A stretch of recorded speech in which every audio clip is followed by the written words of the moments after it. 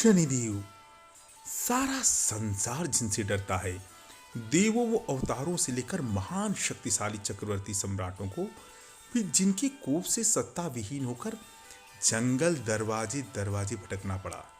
ऐसे शनिदेव का घर किसने और क्यों जलाया तथा शनिदेव को क्यों अत्यंत पीड़ा में रहना पड़ा। जय मां बंगलामुखी मित्रों, ऐसा हुआ है और मकर संक्रांति का पर्व भी इसीलिए मनाया जाता है। काला तिल दान कर स्नान किया जाता है। मैं आपका हरमेश वाचस्पति आज मकर संक्रांति की इस पौराणिक कथा के साथ उपस्थित हुआ हूँ। पूरी कथा जानने के लिए अंत तक वीडियो जरूर देखें। अगर आपने हमारा चैनल सब्सक्राइब नहीं किया है तो सब्सक्राइब करें, क्योंकि हम तथ्यपूर्ण ऐसी ही तरसंगत पौराणिक कथाओं, ज्योतिष एवं वास्तु के ज्ञान को आपसे शेयर करते रहेंगे। इस संदर्भ में पौराणिक कथा इस प्रकार है। श्रीमद् भागवत एवं देवी पुराण के मुताबिक शनि महाराज अपने पिता से कोपित या नाराज थे, क्योंकि एक समय सूर्यदेव ने उनकी माता छाया को अपनी दूसरी पत्नी संज्ञा के पुत्र यमराज से भेदभाव करते देख लिया था, और इस बात से नाराज होकर सूर्यदेव ने छाया और उनके पुत्र शनि को अपने से अलग कर दिया था। इससे शनि और छाया ने सूर्यदेव को कुष्ठ रोग का श्राप दे दिया था। पिता सूर्यदेव को कुष्ठ रोग से पीड़ित देखकर यमराज काफी दुखी हुए। यमराज ने सूर्यदेव को कुष्ठ रोग से मुक्त करवाने के लिए तपस्या की। उधर सूर्यदेव ने क्रोधित होकर शनि महाराज के घर कुंभ, जिसे शनि की राशि कहा जाता है, उसे जला दिया। इससे शनि और उनकी माता छाया को अत्यंत कष्ट भोगना पड़ा।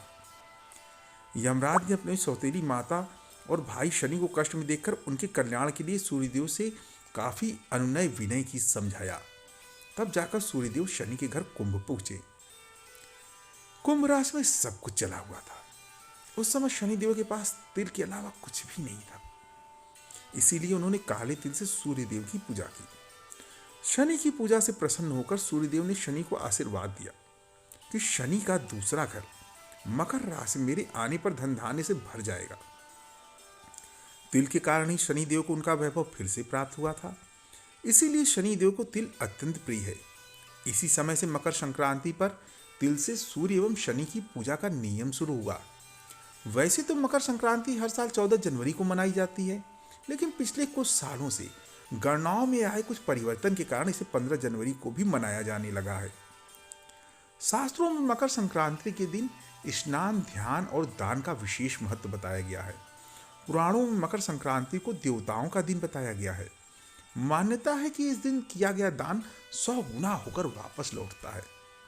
मकर संक्रांति के दिन ही माता गंगा जी ने भागीरथ के पीछे पीछे चलकर कपिल मुनि के आश्रम में सगर महाराज के 60,000 पुत्रों का उद्धार किया तथा सागर में जाकर विलीन हो गई। अर्थात इसी दिन राजा भागीरथ के द्वारा गंगा मैया के धरती अवतरण का उद्देश्य पूरा हुआ। मकर संक्रांति ऐसी तिथि है कि नियम से इस दिन सूर्यदेव व शनिदेव का पूजन किया जाए तथा कथा श्रवण की जाए तो जिनके परिवार में पिता व पुत्र के मध्य रिश्ते अच्छे न हों तो उनके रिश्ते आपस में सुधरने शुरू हो जाते हैं। जिन परिवारों में पितृदोष के कारण धन धान्य का अभाव रहता हो, उनके द्वारा भी श्रद्धा पूर्वक इस पर्व को करने से धन धान्य की कमी नहीं होती। जय मां बंगलामुखी, जय शनिदेव, जय सूर्य।